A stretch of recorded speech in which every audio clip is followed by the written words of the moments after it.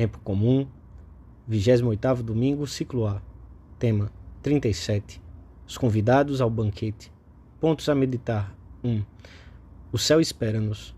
Correspondência à chamada do Senhor. Ajudar os outros a não recusar o convite. 2. O convite para participarmos da intimidade divina. Não existem desculpas razoáveis para não comparecermos à ceia do Rei. 3. Vontade salvífica de Cristo. As nossas ânsias apostólicas devem abarcar todas as almas. Pelo sinal da Santa Cruz, livrai-nos Deus, nosso Senhor, dos nossos inimigos. Em nome do Pai, do Filho e do Espírito Santo. Amém. Meu Senhor e meu Deus, creio firmemente que estás aqui, que me vês, que me ouves. Adoro-te com profunda reverência. Peço-te perdão dos meus pecados e graça para fazer com fruto este tempo de oração. Minha Mãe Imaculada, São José, meu Pai, Senhor, meu anjo da guarda, intercedei por mim.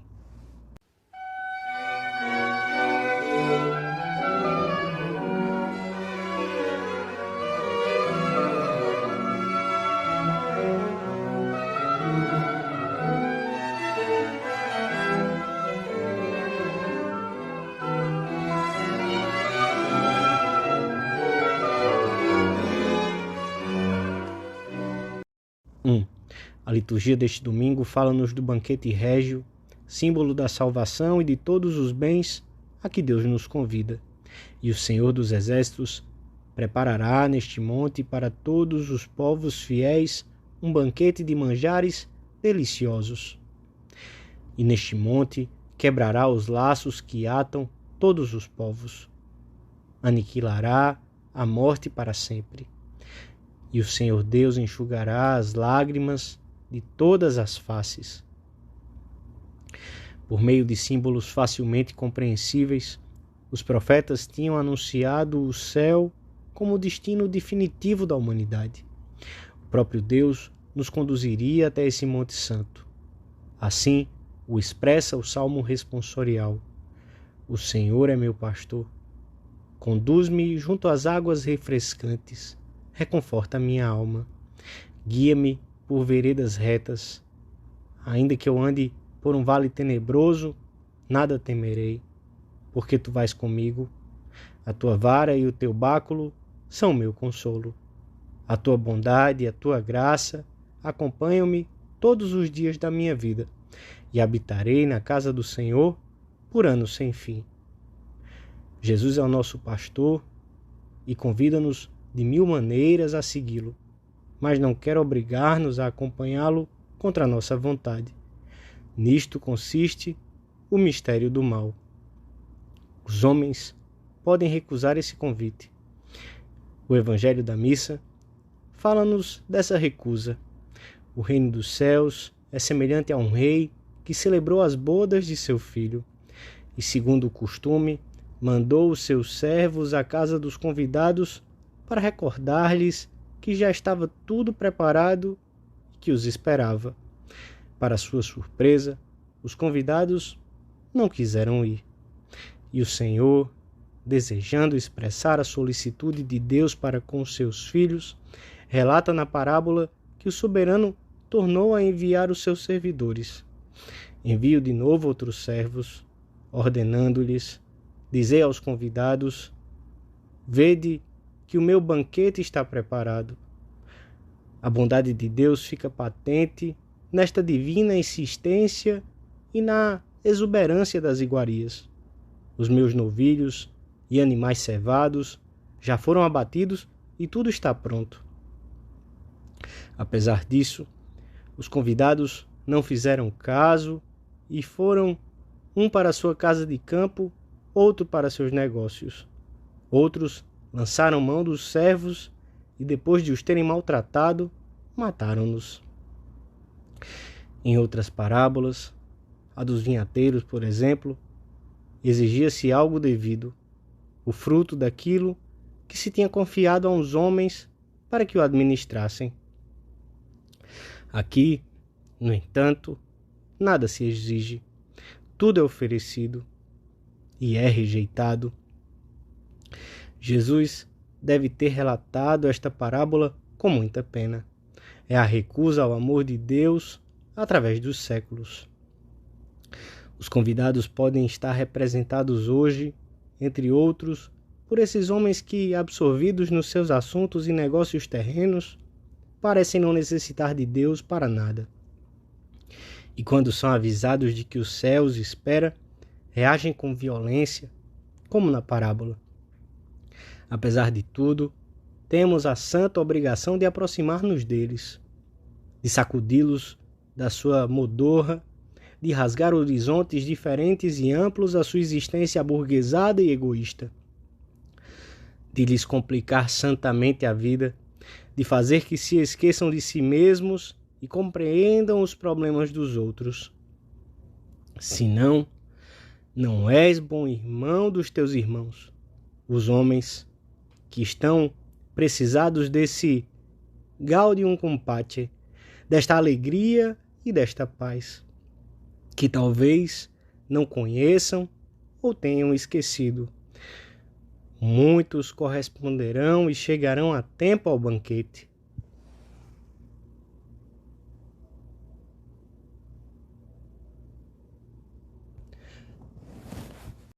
Dois. A imagem do banquete é considerada em outros lugares da Sagrada Escritura como símbolo de intimidade e de salvação. Eis que estou à porta e bato. Se alguém ouvir a minha voz e me abrir a porta, entrarei em sua casa e cearei com ele e ele comigo. A solicitude de Deus, a sua ânsia de uma maior intimidade com cada homem, bate-lhe a porta constantemente. Abre-me, minha irmã, minha amiga, porque a minha cabeça está cheia de orvalho e os cachos dos meus cabelos cheios de gotas da noite, diz Deus, a alma de tantas maneiras. Como é a nossa correspondência às 1000 chamadas que o Senhor nos faz chegar, como é a nossa oração que nos franqueia a intimidade com Deus, não nos esquivamos com desculpas fáceis, a um compromisso que nos convida a um amor mais firme, a uma correspondência mais profunda. Rejeitar o convite divino é algo muito grave. Viver como se Deus não tivesse importância e o encontro com Ele estivesse tão distante que não valesse a pena preparar-se para Ele é pôr em risco a salvação eterna. Perante a salvação, bem absoluto, não há nenhuma desculpa que seja razoável. Nem campos, nem negócios, nem saúde, nem bem-estar.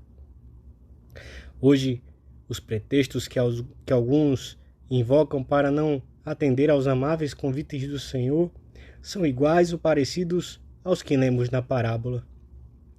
De qualquer modo, o fato continua a ser o mesmo.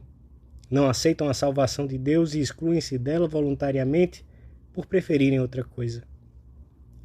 Ficam com o que escolhem, perdem o que rejeitam. Mas o Senhor quer que a sua casa fique cheia, a sua atitude é sempre salvadora. Ide, pois, às encruzilhadas dos caminhos, e a quantos encontrardes, convidai-os para as núpcias. Os servos saíram pelos caminhos e reuniram todos os que encontraram, maus e bons. Ninguém é excluído da intimidade divina. Só fica de fora aquele que se afasta por vontade própria, aquele que resiste ao amável convite do Senhor, insistentemente repetido. Ajuda-nos, Senhor, exclamava Santo Agostinho, a não deixar-nos de desculpas más e vãs e a comparecer a esse banquete. Que a soberba não seja impedimento para irmos ao festim, que não nos emproemos com jactância, nem uma má curiosidade nos apegue à terra, distanciando-nos de Deus, nem a sensualidade estorve as delícias do coração. Faz que compareçamos quem se apresentou ao banquete, a não ser os mendigos, os doentes, os coxos, os cegos. Iremos como pobres, pois convida-nos aquele que, sendo rico, se fez pobre por nós. Iremos como doentes, porque não precisam de médicos sãos, mas os que não estão bem de saúde. Iremos como aleijados e diremos: endireita os meus passos, conforme a tua palavra. Iremos como cegos e te pediremos: ilumina os meus olhos, para que jamais durma na morte.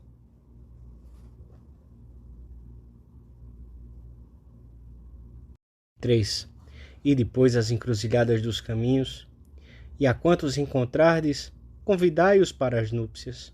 São palavras dirigidas a nós, a todos os cristãos, pois a vontade salvífica de Deus é universal, abarca todos os homens de todas as épocas. Cristo, no seu amor pelos homens, procura com paciência infinita a conversão de cada alma, chegando ao extremo de morrer na cruz. Cada homem pode dizer de Jesus: amou-me e entregou-se a si mesmo por mim. Desta atitude salvadora do Mestre, participamos todos os que desejamos ser seus discípulos. Os servos saíram pelos caminhos e reuniram todos os que encontraram. Devemos empenhar-nos, como Cristo, na salvação de todas as almas. Não podemos desinteressar-nos de ninguém. Não podemos encolher-nos medrosamente diante dos que se mostram muito ocupados e aparentemente felizes nas suas coisas, como se não precisassem de nada, e muito menos de Deus, do festim eterno que Ele lhes oferece. Repara bem, há muitos homens e mulheres no mundo, e nenhum só deles deixa o Mestre de chamar. Chama-os a uma vida cristã, a uma vida de santidade, a uma vida de eleição, a uma vida eterna. Temos de sentir toda a urgência de levar as almas uma a uma até o Senhor. A mesma solicitude com que Cristo nos anima e conforta é a que devemos ter em relação àqueles com quem convivemos diariamente, seguindo o conselho que nos vem do século II. Leva a todos sobre ti, como a ti te leva o Senhor. Temos de abrir novos horizontes e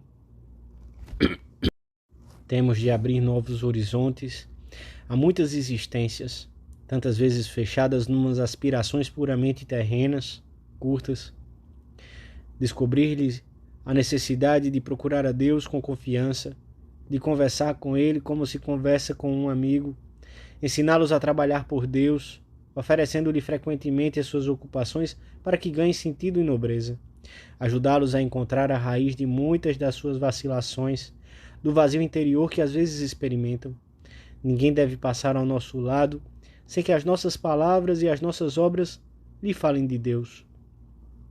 O pensamento da sua salvação eterna e da sua felicidade temporal, que não alcançarão a margem de Deus, animar-nos-á a procurar todas as ocasiões, sem medo de sermos inoportunos, mas sempre amavelmente, para que com paciência a chamada do Senhor chegue até eles.